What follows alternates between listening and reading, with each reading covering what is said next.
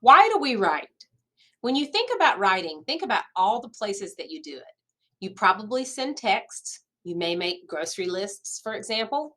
Maybe you do writing in your job. Maybe you work in a medical office and you have to write in a chart, or maybe you work in a store and you have to fill out order forms, or maybe you are a server and you have to write down people's orders for food. But why do we write? Why don't we just talk instead? It's probably a lot easier.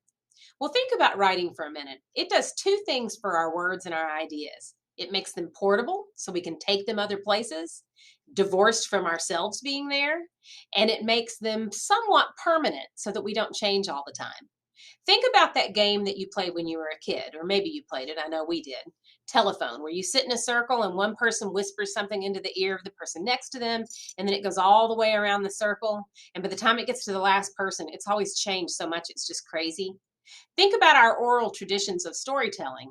Those stories change a little bit depending on who tells them. So there's a church camp I went to when I was a kid, and my children went there as well. And there are certain ghost stories that we always told. And the way we told them when I was a kid in the 70s is different a little bit from the way they were told in the 80s, and then from the 90s, and then from the 2000s when my own children were attending.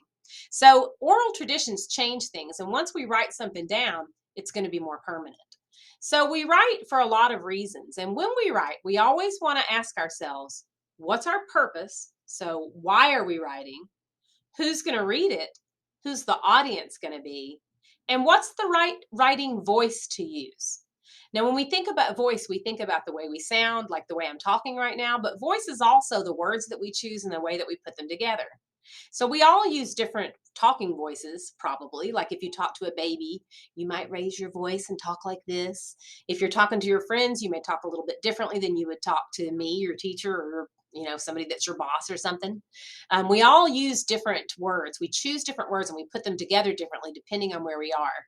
And that's because we know what our purpose is and who our audience is and what voice we should use, or at least you should. That's one of the things we'll work really hard on in this class, is figuring out what our purpose in writing is, who our audience is, who's going to read it, and what's the most appropriate writing voice to use. What we'll try to do in this class is to develop what we'll call a standard English language writing voice.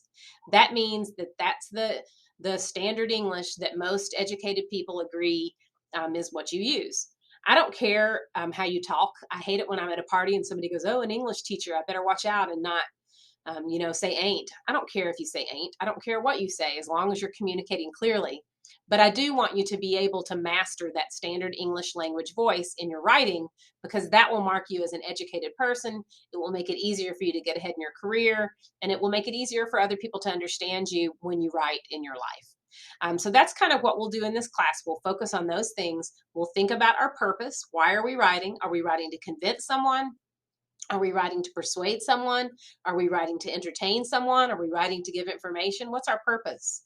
When we think about audience in this class, we'll think about everybody that attends or works at Hazard Community and Technical College. That's a good way to sort of define our audience. Believe me, not everybody that attends or works here is going to read your work. Probably just I will. But that's a pretty wide variety of people. And if we think about that, we're probably going to use different words and choose different ways to put our words together than we would if our audience was, say, a group of kindergartners, or say a group of just professors.